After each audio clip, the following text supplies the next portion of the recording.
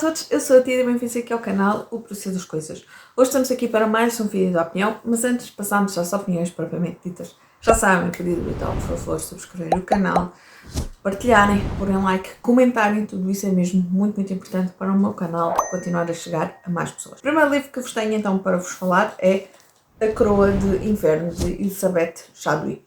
Este é então o segundo volume da trilogia dedicada a Leonor de Aquitânia. E foi aqui uma leitura conjunta com a Joana, uma leitura um bocadinho pouco conjunta da minha parte, porque eu comecei e basicamente foi devorar o livro. E pronto, desculpa, Joana. Em termos aqui de enredo, temos já então Leonor, já como rainha de Inglaterra, e nós vamos acompanhando então aqui a história ao longo de vários anos, enquanto rainha de Inglaterra, junto a Henrique.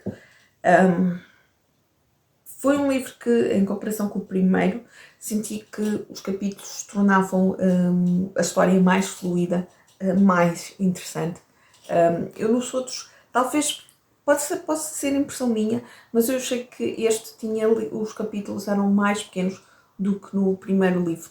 Vocês sabem que eu gosto muito de capítulos curtos, acho que a leitura avança mais rápido, flui melhor e aconteceu com isto. Em termos de história, é fácil perceber aqui um bocadinho, fazer a comparação do Henrique com o Luís de França, com quem Leonor teve casada primeiro. Mas depois, à medida que nós vamos avançando na leitura, comecei a pensar, será que eles são efetivamente assim, tão diferentes um do outro? O livro tem coisas que me deixaram aqui, aos dias de hoje, não é? Muito revoltada. A forma como os homens, no geral, veem as mulheres, ou viam as mulheres. A forma como olham para elas e acham que elas são apenas parideiras. É esse o único dever. E a forma como também jogam aqui um bocadinho com as mulheres, no caso, quando se tem filhas, para fazer alianças políticas, e como se tem que abrir mão, neste caso, uma mãe abrir mão de uma filha para estes jogos de interesse. Algo que eu estranhei aqui um pouco foi a forma como não há muitas referências, observações aqui às filhas mais velhas de Leonor. Leonor teve então 2 filhas com o casamento com o Luís de França e eu sei que fez parte do acordo, o Luís ter ficado ele encarregue das filhas, portanto Leonor teve que as abandonar, entre aspas, mas pensei que, lá está, sendo uma história dedicada a ela, que poderíamos ter aqui algumas vezes, pelo menos ela, a pensar nas filhas, a sentir esta ausência das filhas, e achei que foram poucas aqui as referências então, a essas filhas. Tal como eu falei, gostou muito aqui a forma como se via na altura as mulheres e a forma como era aqui quase tido como lei que quando uma mulher está grávida acaba por não ter, então, perder o seu discernimento intelectual. E Leonor passou aqui muitos anos grávida. Ela teve com o seu casamento com o Henrique, acho que foram 7 filhos, 7 ou 8 filhos, e portanto foi aqui uma sucessão de gravidezes. É um livro que depois acaba aqui num ponto que vai marcar a viragem seguinte. Eu não sei se, lá está, isto são coisas que aconteceram, portanto são fatos históricos, e portanto não sei se até que ponto alguém pode considerar spoiler, mas o livro acaba aqui então, temos aqui na reta final então aqui um bocadinho da rebelião que os filhos mais velhos de Henrique levaram a cabo contra o pai, e Leonor acabou por ser então a prisioneira de Henrique, de forma a ser ele aqui a tentar combater os filhos, tentar ter o poder. Ao longo do livro foi notório então que esta percepção do caráter de Henrique e a forma como ele passa de um jovem com muita garra, assim, mas que teve sempre aqui um receio com Leonor. Leonor era mais velha que ele, cerca de 9 anos. Já tinha sido rainha de França e, portanto, Leonor tinha aqui uma experiência que Henrique também não tinha.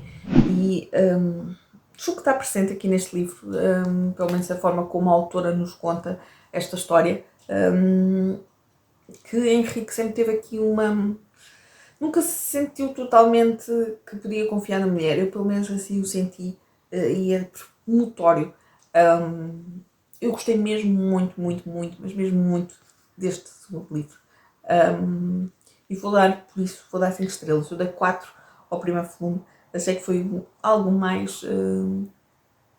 apesar de ser muito interessante, porque temos a Leonor, uma jovem, a tornar-se rainha de França, e depois o seu casamento com o Luís também não correu muito bem, e a forma como ela era uma jovem. E aqui encontramos uma mulher já mais madura, apesar de lá estar muito fincado, então aqui pelas suas gravidezes, pelas suas questões também familiares, mas a forma como ela também tenta, de alguma forma, lutar pelo aquilo que é seu de direito, lutar um bocadinho pelo seu poder, e a forma como esses poderes lhe são negados, esses direitos, e portanto fiz uma grande, grande leitura.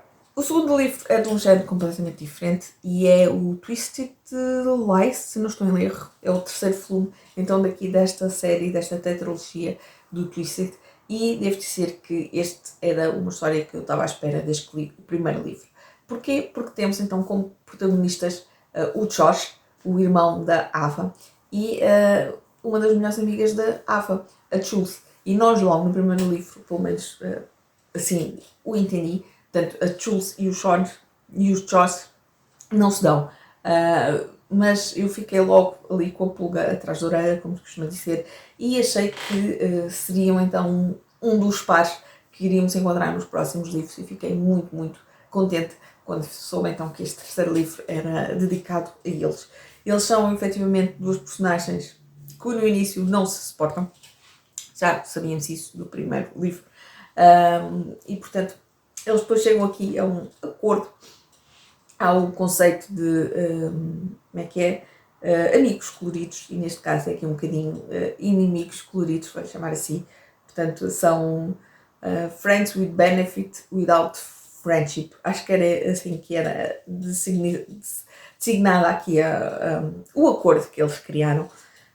E depois, como é óbvio, vamos ter aqui o envolvimento a passar de uma parte mais sexual para uma parte mais amorosa. Percebemos aqui que o Josh está aqui com algo que tem que lidar, portanto, do primeiro livro, aqui o que o pai, o Michael, fez, e portanto ele tem aqui alguns problemas a conseguir lidar com tudo, e não só com o pai, mas também aqui a parte do Alex. Ele era muito amigo do Alex e sentiu aqui um bocadinho a quebra de confiança. E depois temos algo aqui então do passado da Jules, que também está aqui a beliscá-la aqui assim um pouco, e portanto nós vamos conhecendo aqui um bocadinho também deles. Eu gostei mesmo muito dos três, até o momento este foi o meu preferido. Talvez também muito devido ao pai que era, porque eu desde o primeiro livro, logo quando eles começaram a aparecer, e que eu percebi que eles andavam sempre a implicar um com o outro, que eu achei, este vai ser um par, e portanto estava mesmo muito, muito entusiasmada. Gostei imenso aqui do primeiro encontro romântico deles, o primeiro encontro a sério, foi muito, muito giro.